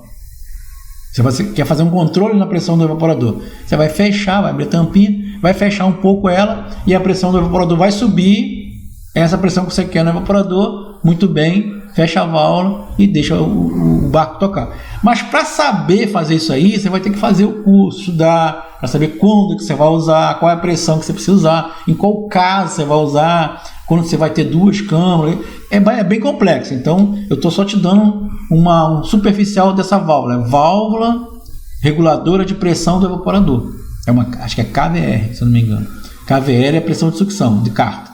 Então é KVN ou KVR. Depois vai aparecer escrito aqui o nome certo dela, tá? Eu vou colocar na edição, eu vou colocar quando eu falar, quando você vê eu falando KVR, KVL, tá aí, vai aparecer aqui. Muito bem. Aqui nós estamos vendo ela trabalhando. Presta atenção no vídeo. Quando ela abre, né? Ela abre e ela fecha. E por que ela fecha? Porque a pressão vai cair, né? Se você medir aqui com o manômetro, você vai ver que a pressão está alta. A pressão sobe. E aí ela segura um pouquinho e deixa a pressão passar na capacidade que ela queira. Então você vai abrir essa tampinha e vai regular essa mola, e ela vai manter essa pressão basicamente sempre. Então se você precisa aqui, vamos supor, 20 PSI nesse evaporador, você regula aqui para manter esse 20 PSI. Do outro lado dela vai ter outra pressão mais baixa, mas dentro do evaporador vai se manter uma pressão mais alta, né? Às vezes é para não ter bloqueio de gelo, temperatura não baixar muito, para não sair da faixa de temperatura da câmara, porque às vezes você está trabalhando com um produto muito perecível, às vezes trabalhando com flor, que é sensível a temperaturas baixas, com certas frutas que não pode de jeito nenhum baixar a temperatura. E se a pressão do evaporador baixar, ele vai evaporar na temperatura mais baixa e vai lançar na câmara um frio que não era para ser lançado. Porque assim, não que a câmara vá atingir aquela temperatura, porque ela tem um set point, tem um termostato regulado para temperatura alta. Porém, o vento que o ventilador está levando para cima dos produtos vai ser frio. E não pode ser frio. Nunca pode ser frio. Pode queimar a cobertura de uma fruta sensível, uma flor sensível, uma orquídea, uma coisa assim. Então ela não pode deixar nunca esse evaporador ter uma pressão menor. Por isso, aí é o caso da gente usar uma válvula dessa. Seria um caso. Tem outros casos que você vai aprender no curso, né?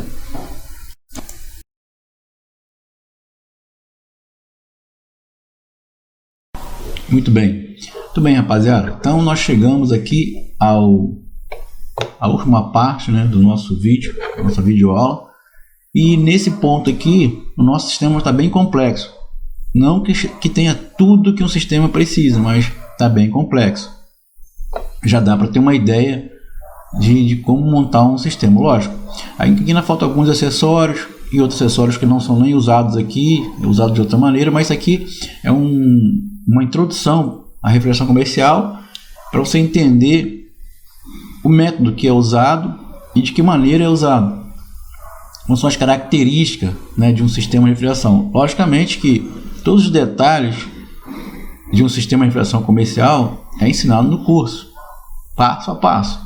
Tudo sobre o motor, tudo sobre o pressostato, tudo sobre a válvula solenoide, tudo sobre a válvula de expansão, modelo de válvula de expansão,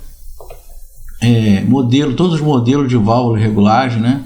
Válvula de regulagem de pressão de evaporação, de pressão do cárter, pressão de condensação, etc. Os filtros, visor de gás e as válvulas, separador de óleo, tem um acumulador de sucção que não está nesse projeto, enfim, todos os meios que você vai usar para fazer uma boa instalação. Então aqui a gente chegou numa parte que é a parte do controle de condensação. Então nós temos duas maneiras para controlar a temperatura e a pressão de condensação. Logicamente, você vai fazer uma instalação, você vai optar por condensador a ar forçado, que é o ventilador, ou por água, que é trocador de calor base de água. Tem vários modelos, né? E aí, aqui nesse caso aqui, é trocador com forçador, com ar. Então você tem a opção de aumentar a velocidade do ventilador ou diminuir para fazer o controle de condensação. Você pode ter um dispositivo ligado ao ventilador que, ao atingir uma determinada pressão, isso é feito pelo pressostato de alta, que está instalado na descarga do compressor, ele vai entrar naquela faixa de pressão, então ele vai acionar o compressor, ou para ventilar mais ou para ventilar menos, dependendo do que você queira de pressão, né? No caso de controle de pressão por ventilação, ou até mesmo a parada do mesmo, no caso aqui, se for temperatura fria. E esse caso aqui é para temperatura fria, ambiente com temperatura fria, muito fria. Então você precisa de uma faixa de temperatura aqui na linha de líquido. Lembra que eu falei morno? Porque eu falei morno, é muito variável, né? Morno, assim, é muito flexível morno, mas nesse caso aqui, de uma introdução, o morno seria o ideal para eu falar. Logicamente que no curso você vai entender qual é a pressão, qual é a temperatura, aí baseado em subresfriamento, mas aqui o ideal seria entender que você tem que ser sempre um líquido morno aqui, né? Ele começa quente e termina morno. Caso você tenha uma temperatura ambiente muito baixa, vai acontecer esse frio vai deixar esse fluido vai deixar de ser morno e vai passar a ser frio. E frio ou muito frio não vai ser interessante para aqui na hora da injeção do líquido. Ele tem que ser injetado numa temperatura específica. Então, dentro de uma faixa de temperatura específica. Então, muito frio não vai ser ideal. E por que, professor, que não é ideal que seja muito frio? Simples. Porque se você tem um sistema e está recebendo esse gás, esse fluido, né, na forma vapor frio, se você estiver injetando ele muito frio, o que vai acontecer? Ele vai ser injetado e vai evaporar a temperatura muito baixa e corre o risco de ir líquido para o evaporador, para o motor. Mas o que vai acontecer? Ele não vai ter tempo suficiente para evaporar todo o fluido líquido. O que vai acontecer? Ele vai virar vapor. Desculpa, ele vai continuar líquido, né? Ele vai continuar líquido. E esse líquido vai afetar e muito o compressor, porque não está preparado para isso, para esse tipo de funcionamento. Ele não está preparado. Aliás, nenhum compressor está preparado para receber fluido líquido, né? Sempre na forma gasosa, que o processo de refrigeração é receber o vapor, o fluido saturado, né? O fluido líquido saturado na forma de vapor, totalmente vapor, mesmo que seja frio, e comprimir ele para transformar ele em vapor quente. Se o compressor recebe o fluido líquido, não tem como ele comprimir o fluido líquido. Ele não vai aquecer, quer dizer, vai quebrar o compressor. Então ele precisa receber o fluido vapor na entrada da sucção, aqui na sucção.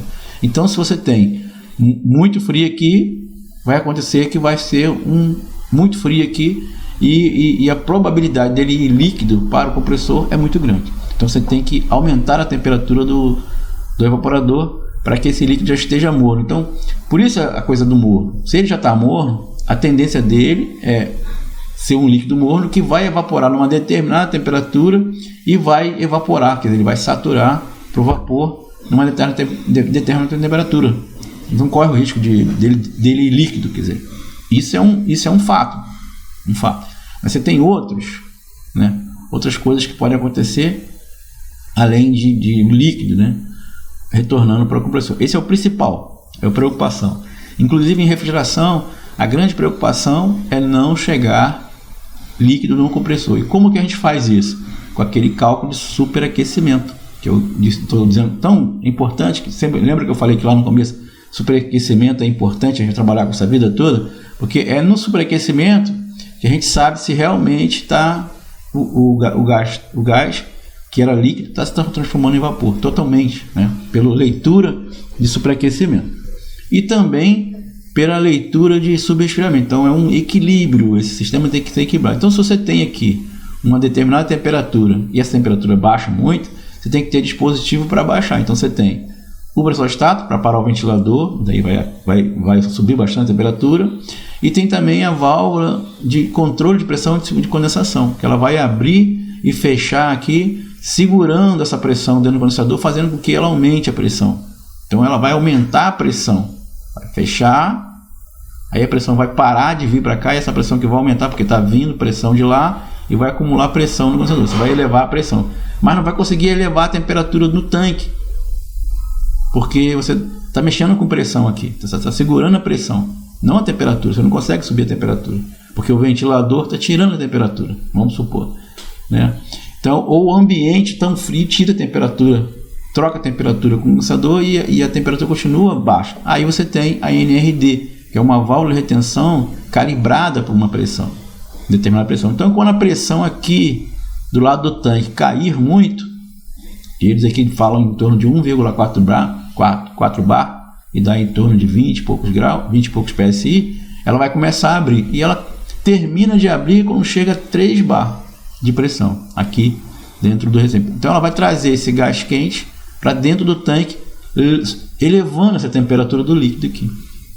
Então segura para aumentar a pressão, e o outro abre para passar o gás quente direto da descarga para dentro do tanque, para subir a temperatura. Então são dois trabalhos, então, por isso você precisa das duas válvulas.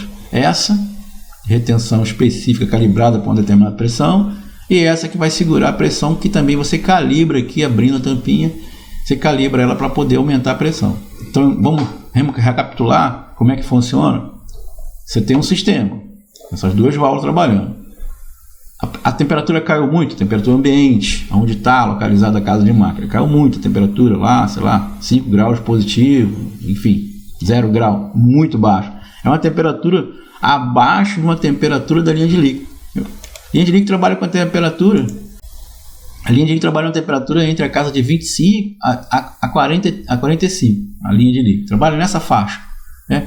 E ela o ambiente está 5 graus, quer dizer, está muito abaixo da temperatura de líquido. Então você precisa parar esse ventilador para essa temperatura aqui do condensador aumentar.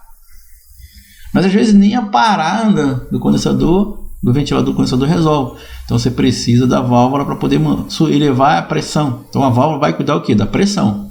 Você tem uma pressão baixa, a pressão caiu, porque se a temperatura cai, a pressão também cai. Você vai elevar a pressão com ela fechando aqui, restringindo a passagem de gás para o tanque. Mas a compensação, ela está restringindo uma pressão de um fluido, né, um fluido refrigerante com baixa temperatura. E ela precisa também subir a temperatura para que essa temperatura aqui suba, né, já que ela trabalha numa faixa de 25 a 45. Então você precisa ter uma válvula que vai abrir a linha de gás quente e lançar direto dentro do tanque de líquido para elevar a temperatura desse fluido. E ela tem uma calibragem em fábrica, que ela abre de 1,4 a 3 bar. Então assim que funciona, para manter a temperatura aqui do líquido, para ele ser injetado numa temperatura e passar para outra. Lembra? Então você tem, recapitular todo o sistema, você tem o lado de alta pressão, que é da entrada, vamos lá, sistema de alta pressão do sistema de refrigeração, é da entrada da válvula de expansão até a entrada ou a saída da descarga da compressão. Então da saída da descarga, passando pelo filtro, passando pelo condensador, pelo tanque, pelo filtro e até a válvula de expansão, é o lado de alta do sistema. Então aqui contém uma pressão mais alta. Muito bem, essa aqui é a válvula que eu falei, né, controle de condensação, que fica lá adaptada, né, instalada antes do tanque de líquido, e aí ela regula a pressão que vem do condensador. Então quando a pressão diminui, a pressão aqui do condensador diminui, ela fecha, para poder essa pressão aumentar. E quando essa pressão aumenta, ela abre para poder a pressão passar e manter sempre aqui uma pressão alta. Porque se ela deixar passar direto, a pressão vai cair e ela vai deixar passar uma pressão baixa para cá. Tendo esse controle, ela vai estar mantendo essa pressão alta. Como se você ficasse ali, ó, na mangueira, segurando com o dedo. Então você vai manter sempre a pressão jorrando longe o esguicho da mangueira, que você controla no dedo. Se você tirar o dedo, a pressão vai ficar baixa, vai cair toda próximo do seu pé. Então é como se fosse você regulando a pressão que tem. E se você pensar, quando você põe o dedo na mangueira, você cria um esguicho maior, mais longe, com mais pressão, e para trás também do dedo, dentro da mangueira, cria-se mais volume de água, né? A mangueira fica com uma pressão maior de água, maior quantidade de água dentro da mangueira, ela até fica mais gordinha, né? Então é o que acontece aqui. Você segurando aqui, você tem um fluxo aqui de pressão e consegue manter uma pressão mais alta aqui. É assim que essa válvula funciona. Uma coisa bem simples, que se você não ouvisse isso, você ia achar muito complicado. E aqui é a válvula que trabalha em parceria com a outra válvula, né? Que fica na ligação entre a descarga, ela liga a descarga no tanque direto. Então, como a pressão no tanque cai na faixa de 1,4 bar, que dá 20 e poucos PSI, o que ela vai fazer? Ela vai começar a abrir para poder passar gás quente direto da descarga, e ela abre. E ela começa a abrir em 1,4 bar e termina de abrir completamente até 3 bar. E esse gás quente que vem direto da descarga vai direto para dentro do tanque para elevar a temperatura do tanque. Então esse trabalho aqui dessa válvula é para subir a temperatura. A outra válvula sobe a pressão e essa sobe a temperatura, e daí o gás vai poder ir para a linha de líquido dentro da faixa permitida. Uma faixa permitida que você precisa daquela faixa de temperatura permitida para você ter uma injeção e uma expansão de acordo lá no evaporador. Você precisa ter esse controle, e esse controle é feito por essa válvula. Mas essas válvulas, volto a dizer, só são aplicáveis em locais muito frios, locais que têm a temperatura baixa. Muito bem. Eu quero agradecer a vocês que se propuseram a assistir esse vídeo até o final. Muito agradecido. Se puderem dar um like, né, no canal, agradeço. Se inscrever para acompanhamento de outros vídeos que serão postados. E também avisar que eu tenho o curso e o link vai estar na descrição desse vídeo, né, para vocês quiserem conhecer o curso. Vai conhecer o curso, tem outras aulas grátis que eu deixo postado lá no site. E também na plataforma Hotmart e na plataforma Udemy. Se vocês entrarem, vocês vão ver que pode se inscrever na plataforma. Vocês vão ver que tem algumas aulas grátis lá para você poder ter conhecimento de como funciona o curso e de repente gostar e querer assistir o curso. Bom, eu sou suspeito de falar porque eu sou professor e desenvolvedor do curso. Não, a minha palavra não vale, né? Como dizer, santo de casa não faz milagre. Mas eu tenho que dizer que o curso é muito bom. É muito teórico, né? Se você quiser aprender teoria da refrigeração, é muito teórico, tem muito material. Tem uma parte de vídeo mostrando algumas montagens, algumas instalações, algum equipamento. Mas eu acredito que com o êxito que alguns alunos tiveram. Olá, professor Renato! Tudo bem, professor Renato? Aqui é o Luiz Rodrigues, aluno seu. Eu quero agradecer, professor, essa máquina aqui, ó, da câmara frigorífica, professor Renato, está funcionando. Agradeço primeiramente naquele lado de cima ao Senhor, meu Criador, que me deu a vida e que me dá força para me continuar o meu trabalho. E a mestre como você, como o senhor, que aprendeu, está nos passando seus bons conhecimentos, nos ensinando a fazer o que é certo, para nos tornar profissional na área de refrigeração. Esse vídeo é para você, professor Renato, pelo seu desempenho, pela sua dedicação e pelas horas que vamos para você. Queremos falar com você, professor Renato, você nos atende por nosso prazer. Fica o meu abraço, que Deus abençoe. E para você, professor Renato, eu tiro o meu capacete, porque você é 10. Parabéns, professor Renato. Fala aí, professor. Boa tarde, bom dia, não sei. Tô aqui com o manifoldzão aqui da Field Peace, fazendo o vácuo no equipamento. Eu quebrei o vácuo, né? E atingiu 1.200 micros, aí não tem mais nitrogênio. Aí eu falei, vai ser o jeito eu quebrar essa porra com fluido refrigerante. Aí quebrei com fluido refrigerante e as duas bombas tá aí torando. Então a bomba de 12 aqui da Súria, né? E o investimento que eu já fiz hoje foi o investimento no curso de refrigeração comercial com o professor Minaí. Não me arrependo. Por que eu não me arrependo? Porque além do curso bem explicado e bem ensinado, o professor entende da área.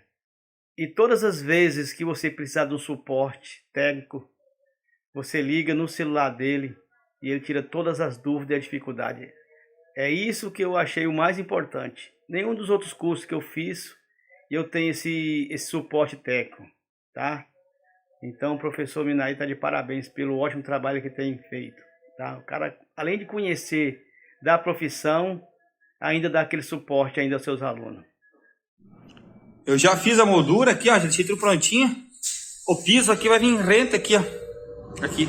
Ainda o dono, o proprietário vai pegar e me trazer uma chapa. Ele vai me mandar o medir aqui. Ele vai pôr uma chapa de inox para não danificar aqui, né? Ele pediu para mim medir, ele vai pôr uma chapa de inox. Daí ela vai dobrar aqui atrás, vai ficar dentro do concreto também. Mas quando eu falei alguns alunos, são muitos alunos tiveram em comprar meu curso, em estudar focado, né? Que você tem que ter foco, paciência, né?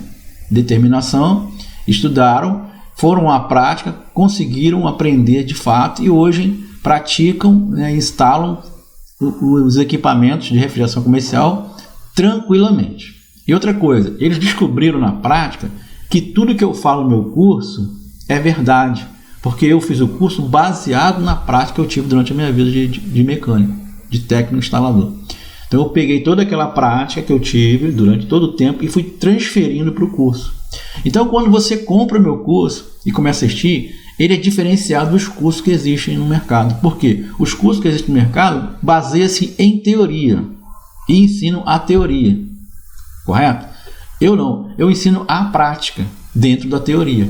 Então eu vou colocando a teoria daquilo que você vai encontrar na rua, daquilo que você vai encontrar, dificuldade, ter que calcular a carga térmica da câmara, achar o equipamento que você vai colocar baseado na carga térmica, porque aí funciona direitinho, entendeu? Você vai trabalhar uma coisa real. Mas quando você compra o curso e começa a assistir, você que não tem experiência, você que vem de split, de geladeira, de ar-condicionado, de janela e tal, você não tem experiência, você acha muito estranho porque é muito diferente daquilo que você faz. Você faz em refrigeração básica. Mas quando você começa a trabalhar, a verificar, a ter contato com o equipamento comercial, você percebe que o curso tem a ver, que é baseado na tua experiência, na tua prática, no teu enfrentamento com o equipamento. É isso que eu fiz com o meu curso. O curso é baseado na prática que eu tive ao longo da minha vida trabalhando com refrigeração comercial, industrial e tal. Tá? Agradeço, fica com Deus todo mundo e um bom estudo.